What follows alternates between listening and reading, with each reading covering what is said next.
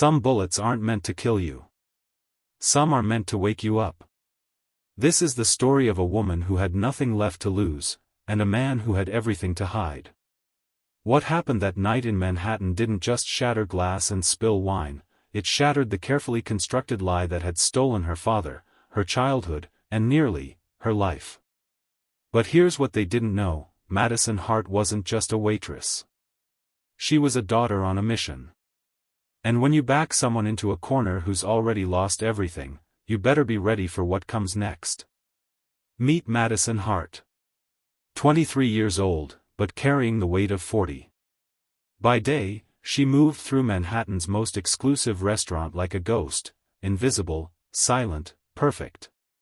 By night, she was a sister holding together a 10-year-old boy's fragile world, a daughter searching for answers in her father's broken watch, and a survivor who'd learned that hope was a luxury she couldn't afford. Until the night she heard 3 words that changed everything: "Your father's fire." And in that moment, the ghost became a storm. The night Manhattan glittered like broken promises, Madison Hart stood at the edge of everything she'd ever feared, and everything she'd ever wanted to know. The Silver Crown restaurant pulsed with quiet power.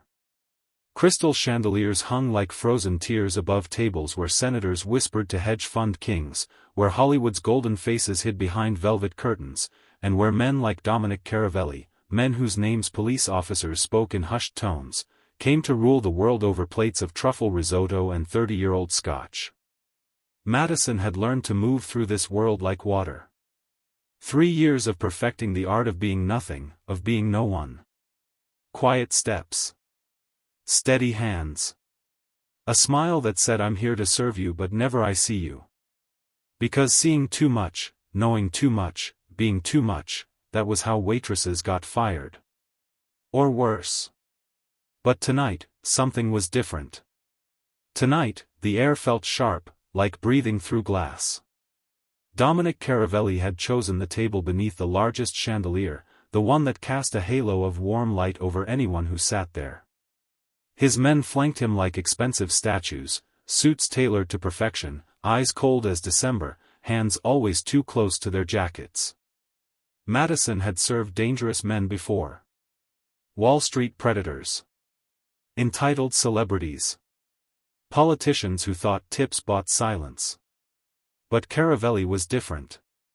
He didn't need to be loud.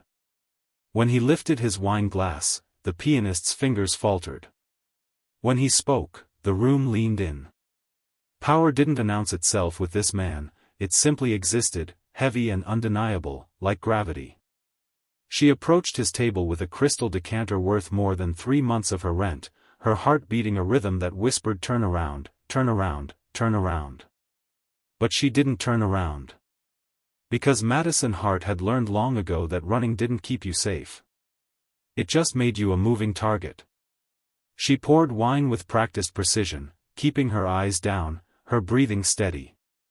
The conversation at the table swirled around her, business deals wrapped in code words, threats delivered with smiles, an entire empire managed over appetizers. And then she heard it. 4 words that stopped her heart. Her father should have stayed quiet. Caravelli's voice. Low. Smooth. Casual as commenting on the weather. That fire solved more problems than anyone realizes. The decanter trembled in Madison's hand. The world tilted, spun, fractured like the crystal she was holding. The fire. Her father. Problems. For 3 years, she'd been told it was an accident. A faulty wire. Bad luck. The kind of tragedy that happened to working-class families in Queens, the kind nobody investigated too carefully because dead construction workers didn't have lawyers or connections or power. But it wasn't an accident. It was a solution. The rage hit her before the fear did, hot, blinding, overwhelming. Every night she'd worked herself to exhaustion. Every time she'd looked at her brother's frightened eyes asking when is Dad coming home. Every moment she'd held her mother's hand while pills stole the woman away piece by piece. All of it, because of the man sitting 3 feet away from her, sipping wine that cost more than her father's funeral. Madison didn't remember deciding to move. One moment she was standing there, decanter in hand, world crumbling. The next, her palms were slamming into Dominic Caravelli's shoulder. The wine glass flew. Red liquid exploded across the white tablecloth like blood. Gasps erupted around the room. Chairs scraped. Someone screamed. Caravelli's men reached for their weapons. And Madison, small, exhausted, invisible Madison Hart, stood there staring into the eyes of Manhattan's most dangerous man and felt something she hadn't felt in 3 years. Alive.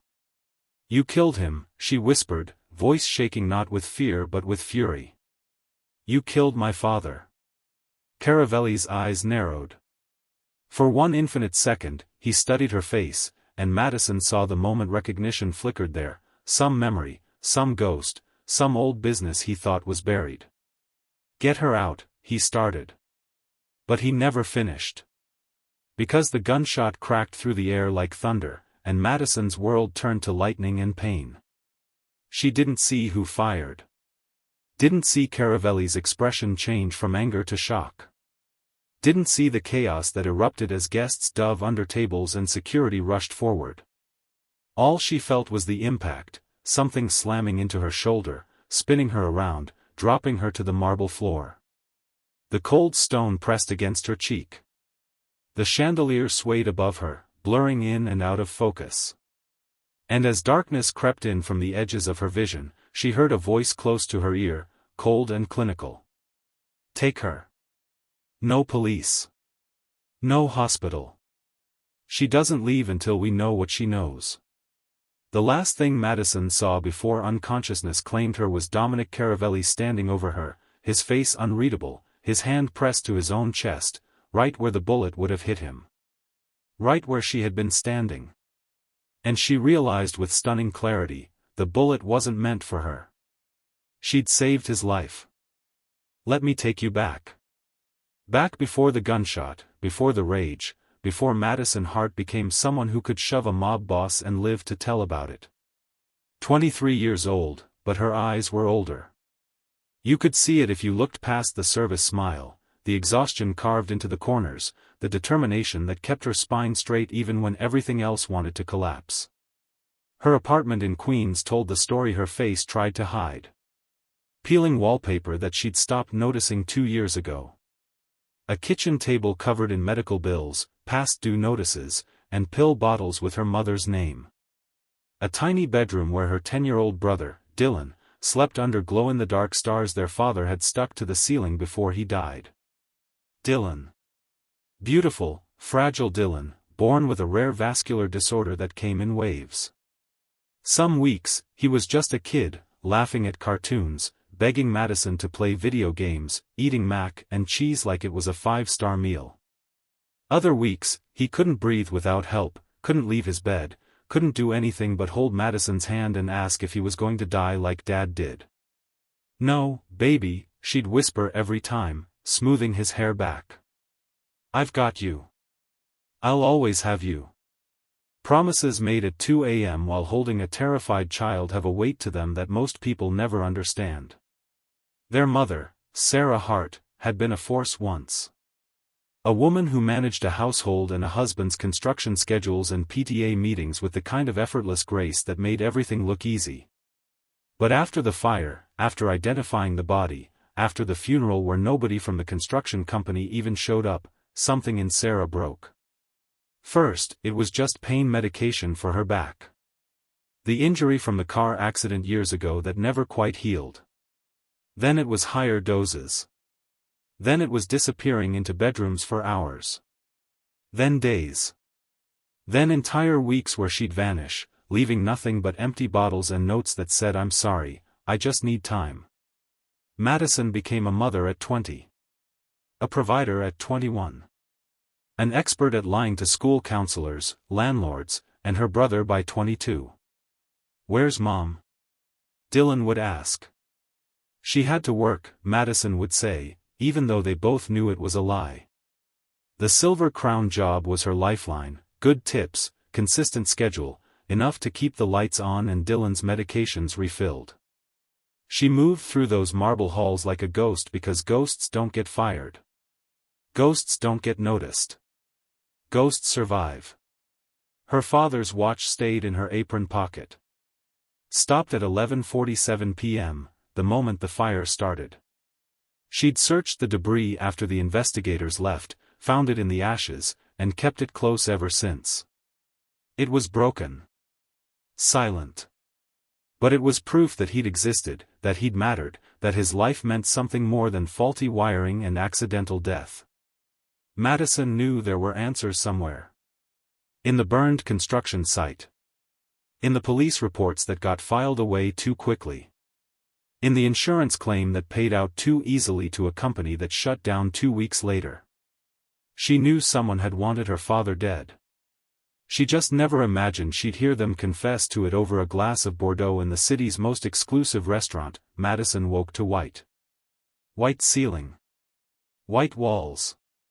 White sheets that smelled like expensive detergent and secrets. Not a hospital. Hospitals had noise, beeping machines, hurried footsteps, the distant wail of ambulances. This place had silence. The kind of silence that cost money to buy. Pain pulsed through her shoulder, sharp and insistent. Real. She tried to sit up and immediately regretted it, gasping as fire spread across her collarbone. Easy. The voice came from the shadows. Deep. Careful. The kind of voice that knew how to gentle frightened animals. Madison's vision cleared, and she saw him, Elias Hunter. The security contractor from the restaurant. He sat in a leather chair by the window, watching her with eyes that missed nothing. Where am I? Her voice came out rough, broken. Safe house. Caravelli's orders. He leaned forward, elbows on his knees. The bullet grazed you. You're lucky. Another inch and we'd be having a very different conversation. Or no conversation at all. Dylan, my brother. With your neighbor. I checked personally. He's safe. Something in Madison's chest loosened. Not much. But enough to let her breathe. Why am I here? She asked. Why aren't I dead? Elias studied her for a long moment, and something flickered across his face. Respect, maybe. Or curiosity. Because you did something nobody's done in 10 years. You made Dominic Caravelli pause.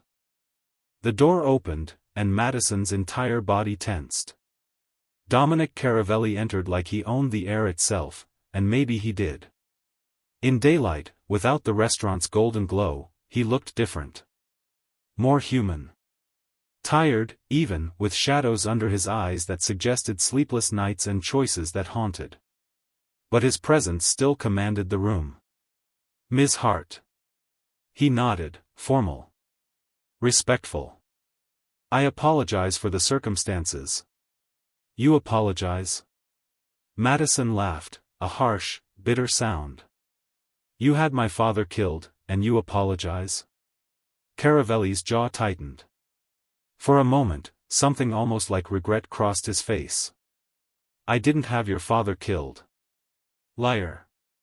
I said he should have stayed quiet. I didn't say I silenced him. Caravelli pulled a chair close to her bed, sat down slowly, meeting her eyes. Your father, Thomas Hart, was a construction foreman. Good man. Honest man. Too honest for the people he worked for. Madison's heart hammered. What people? My competitors. Caravelli's voice turned cold. 3 years ago, they were using his site to launder money, dummy contracts, fake materials, ghost workers. Your father found the discrepancies. He was going to report it. They couldn't allow that. And you just watched? I found out the same night it happened. Something raw flickered in Caravelli's expression. By the time I got there, the fire was already set. I pulled 3 men out of that building. I couldn't reach your father. He was he stopped. Breathed. He was already gone. Madison felt tears burn her eyes. Why didn't you tell anyone? Why didn't you go to the police? Because going to the police meant a war. A war that would have killed dozens more fathers, brothers, sons. Caravelli leaned forward. I handled it quietly. The men responsible, they don't exist anymore. The company that ordered it? Erased. But I couldn't bring your father back. And I couldn't tell you without putting a target on your family. So you just let us suffer. Madison's voice broke. Let us think it was an accident. Let my mother destroy herself with grief and guilt. I know. Caravelli's voice was quiet. Devastated. And I've carried that weight every single day since. The truth in the wound. Elias cleared his throat. There's more. Madison turned to him, wiping her eyes angrily. Luca, Elias continued. The man who humiliated you at the restaurant. He was one of the original players. He knew about your father. He knew you were Thomas Hart's daughter the moment he saw you. The room tilted. What? He wanted you gone before you could dig too deep, ask too many questions. Elias's expression hardened. That's why he provoked you. That's why he pulled the gun. It wasn't about embarrassment. It was about silencing you permanently. Madison felt sick. Every cruel word, every calculated humiliation, it had all been leading to execution. But you stopped him, Caravelli said, and there was something almost like admiration in his voice. You didn't cower. You didn't run. You stood up in front of Manhattan's elite and called out his guilt. Do you understand how rare that is? I was terrified. Courage isn't the absence of fear, Miss Hart. It's standing despite it. Caravelli stood, walked to the window. Luca's been dealt with. He won't harm you or anyone else again. But that doesn't erase what was done to your family. Madison stared at his back, at the way his shoulders carried invisible weight. Why are you telling me all this? He turned. Because you deserve the truth. And because.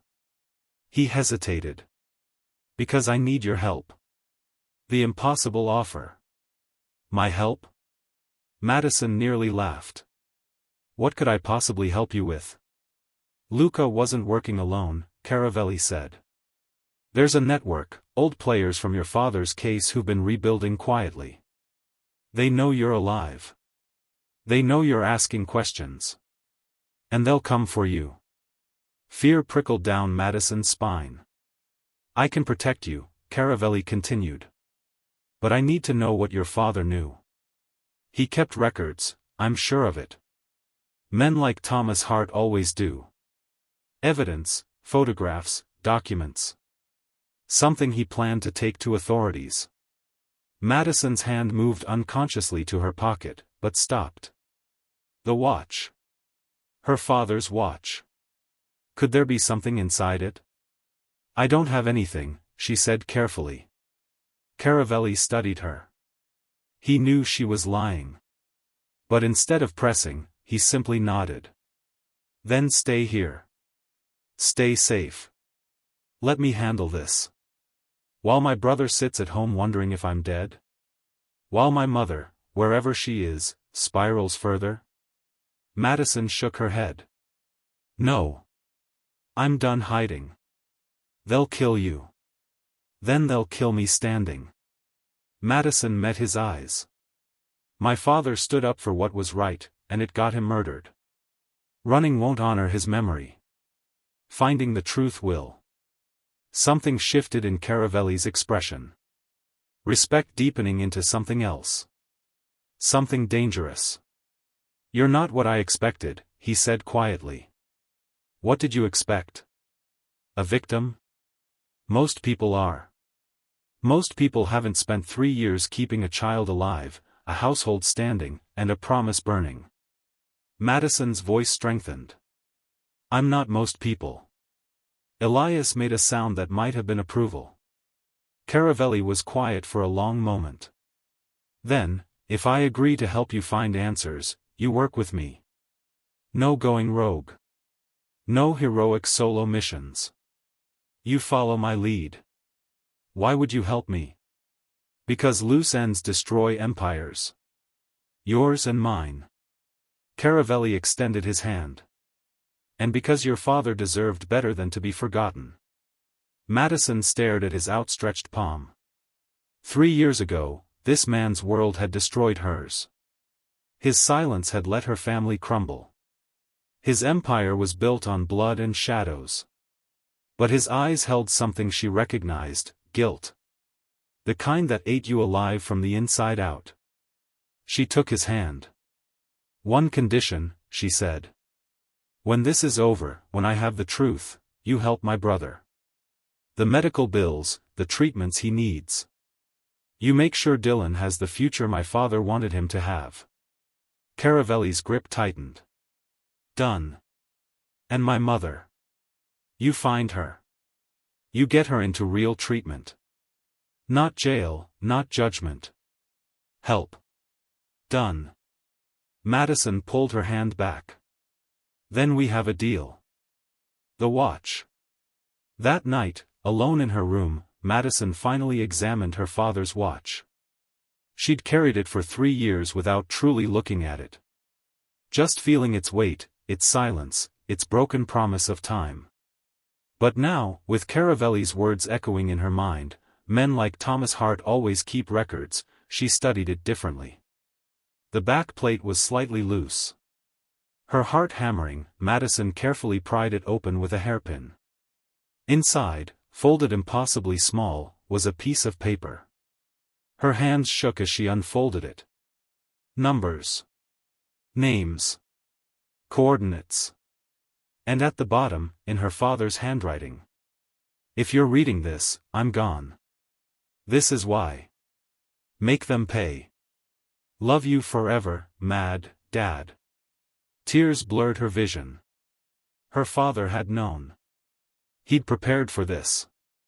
He'd left her a weapon disguised as a memory. And now she had a choice: trust Caravelli with this information, or use it herself. But before she could decide, her door burst open. Elias stood there, gun drawn, face grim. They found us, he said. We have to move. Now. Outside, gunfire erupted.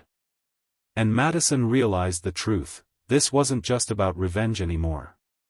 This was war. The night has just begun. The bullet that grazed Madison's shoulder awakened something neither Caravelli nor his enemies anticipated: a woman with nothing left to lose and everything to fight for. In Part 3, secrets buried in ash will rise like phoenixes. Alliances will be tested. A mother will return, but not as the woman who left.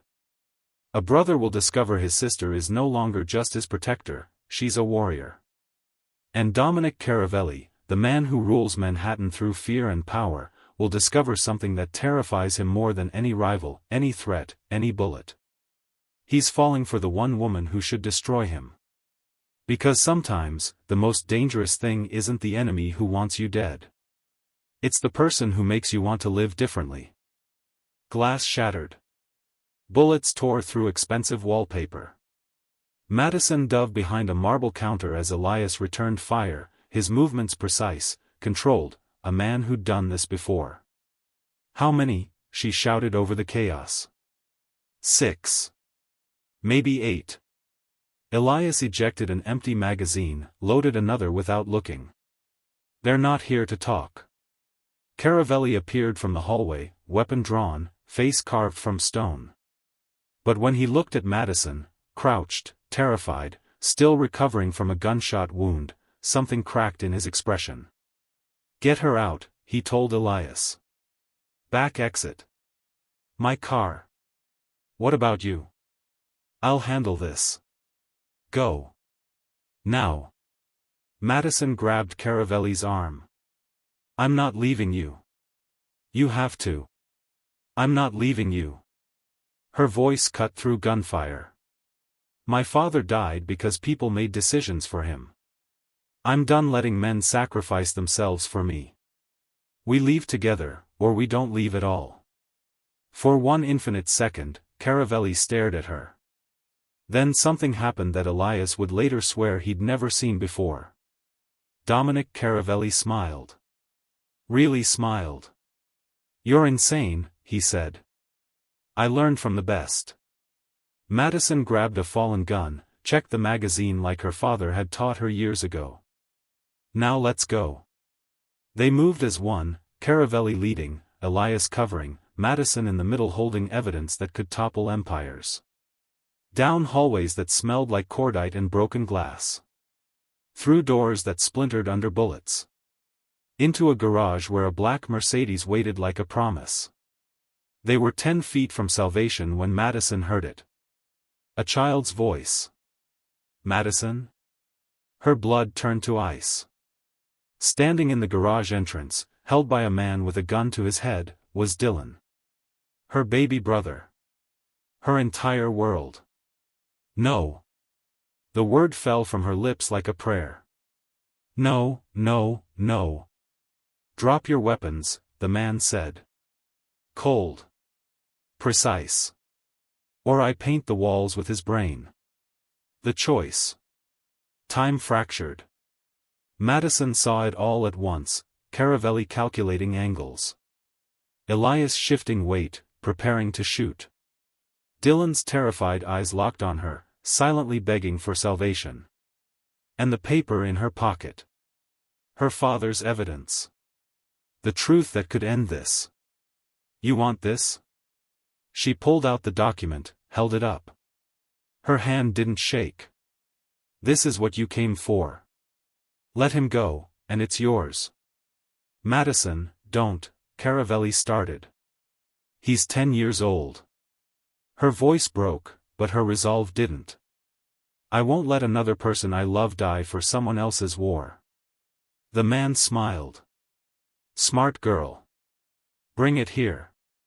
Slowly. Madison walked forward. Each step an eternity. Behind her, she heard Caravelli's sharp intake of breath, Elias's muttered curse. She reached the man. Up close, she could smell his cologne, see the scar above his eyebrow, notice the slight tremor in his gun hand. He was afraid. Good. Take it, she said, holding out the paper.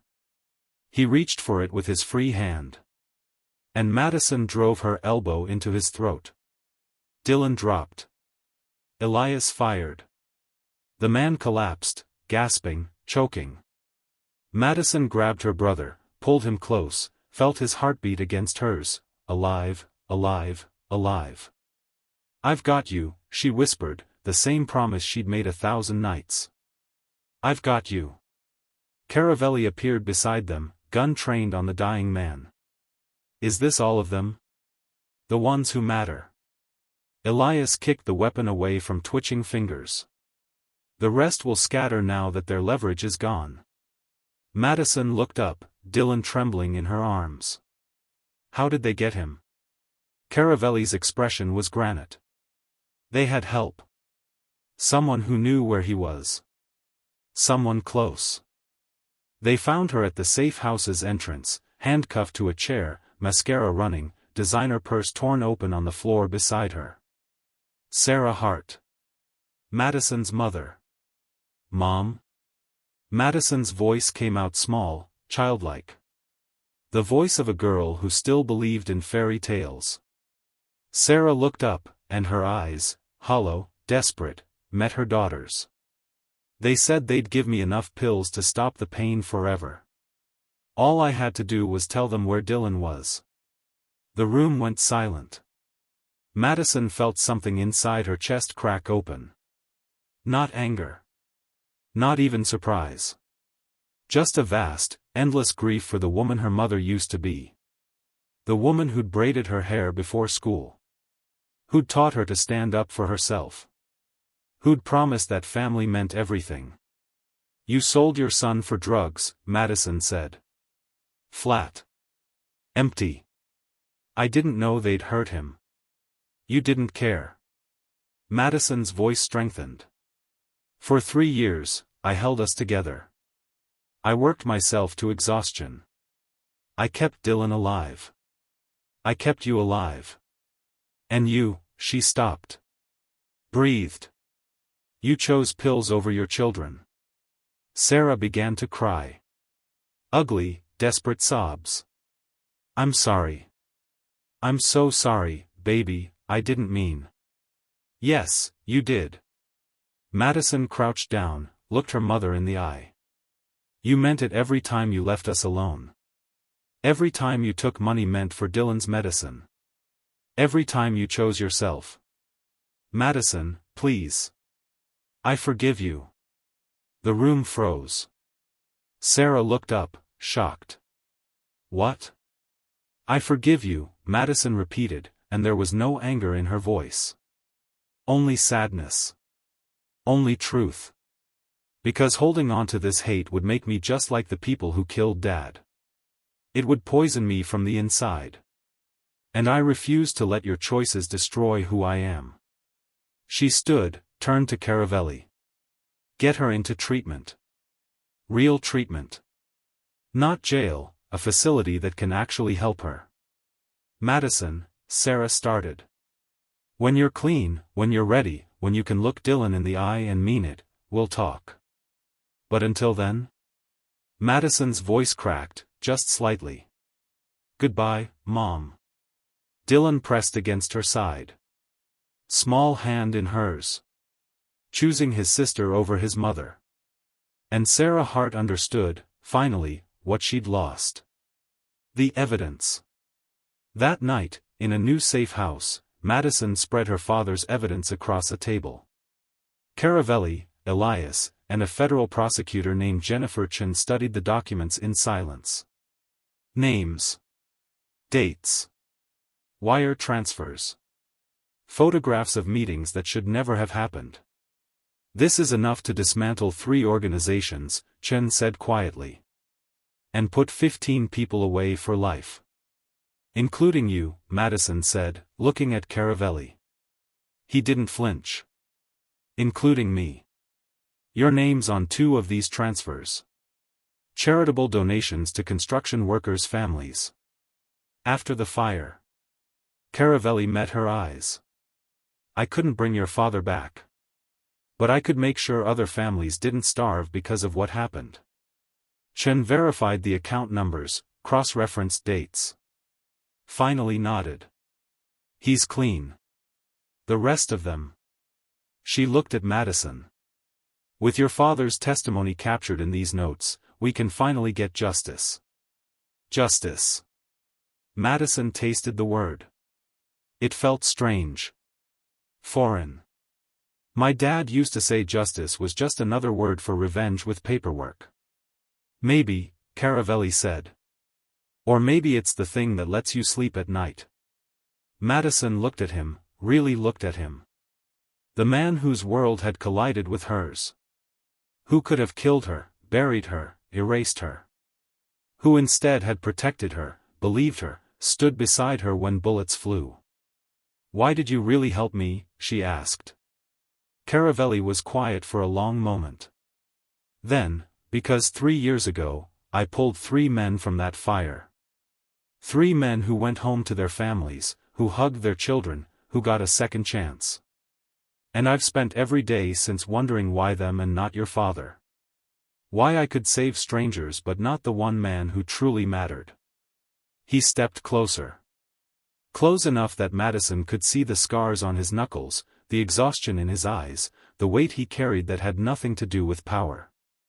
You reminded me what I'd forgotten, he said quietly.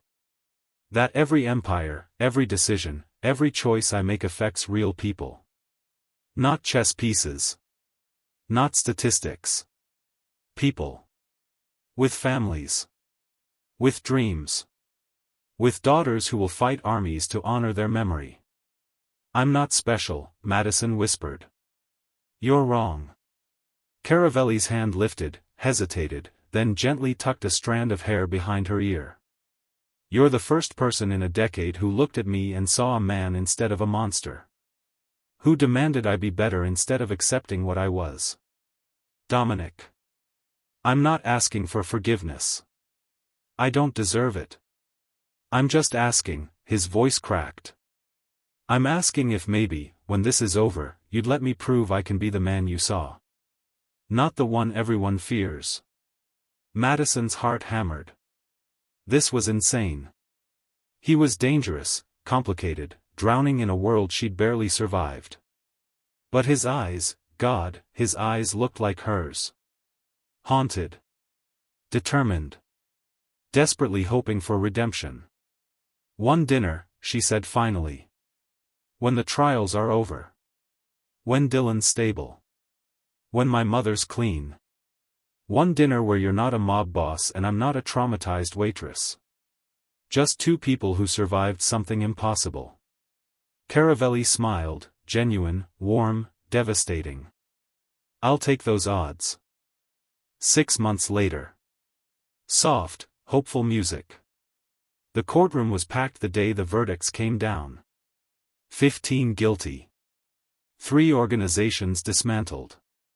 Thomas Hart's name cleared, his legacy restored. Madison sat in the front row, Dylan on one side, a healthier, clear-eyed Sarah on the other. Her mother had been clean for 4 months. They were taking it slow, supervised visits, family therapy, no promises beyond today. But they were trying. And sometimes, Madison thought, trying was enough. Outside, reporters swarmed. Cameras flashed. Madison Hart, the waitress who'd taken down an empire, became a headline. A story. A symbol. But she didn't feel like a symbol. She felt like a daughter who'd kept a promise. A sister who'd protected her brother. A woman who'd refused to let trauma define her. Caravelli waited by a black car, hands in his pockets, no bodyguards in sight. He'd cooperated with prosecutors, helped dismantle the networks, turned evidence on rivals. His empire was crumbling. He'd never looked happier. Ready? He asked when Madison approached. For that dinner I promised. No business. No danger. Just, he smiled. Us. Madison looked back at Dylan, who gave her a thumbs up. At her mother, who nodded with tears in her eyes. At Elias, who'd become part of their strange, broken, healing family. Then she looked at Dominic Caravelli, the man who'd helped her find truth in tragedy, strength in fear, hope in devastation. Just us, she agreed. Sounds perfect. They drove into the city as the sun set, painting Manhattan in shades of gold and promise. And for the first time in 3 years, Madison Hart felt something she'd forgotten how to feel. Peace. Epilogue, 1 year later. Gentle, emotional music. Dylan's 12th birthday party was everything Madison had dreamed it could be. Real friends. Actual laughter. A cake that wasn't scraped together from spare dollars. Sarah helped serve pizza, sober for 14 months now, rebuilding trust one day at a time. The road was long. Some wounds would never fully heal. But they were walking it together. Elias brought board games and taught Dylan chess, patience and strategy he'd learned in another life. And Dominic Caravelli, no longer the most dangerous man in Manhattan, just a man who'd chosen differently, sat beside Madison on the apartment steps, watching Dylan play with friends who didn't know about bullets or betrayal or the price of survival. He's thriving, Dominic said. We all are. Madison leaned against his shoulder. Strange how breaking completely apart is sometimes the only way to rebuild stronger. Your father would be proud. Madison pulled out the watch, fixed now, ticking steadily, keeping time like it always should have. I think he'd be surprised. Terrified. But yeah. Proud. What will you do now? The settlement from the trial is for Dylan's future. College. Medical care. Safety nets. Madison smiled. I'm going back to school. Social work. Helping families like mine. Giving them the support we never had. And us? Madison turned, met his eyes. Us is complicated. I'm good at complicated. Us is messy. I'm good at messy. Us is. He kissed her. Soft. Gentle. A question and an answer all at once. When they pulled apart, Madison was smiling. Us is worth it. Yeah, Dominic agreed, thumb tracing her cheek. It really is. Inside, Dylan laughed at something Elias said. Sarah caught Madison's eye through the window and smiled, really smiled, the way she used to. And Madison Hart, who'd jumped in front of a bullet, who'd fought monsters and found truth and refused to be broken, finally understood. Sometimes the family you fight for is the one you're born into. And sometimes, it's the one you choose. Both are worth dying for. But living for them? That's the real victory. Next week, the homeless man who remembered everything. When amnesia ends, will his heart break? Subscribe so you don't miss it.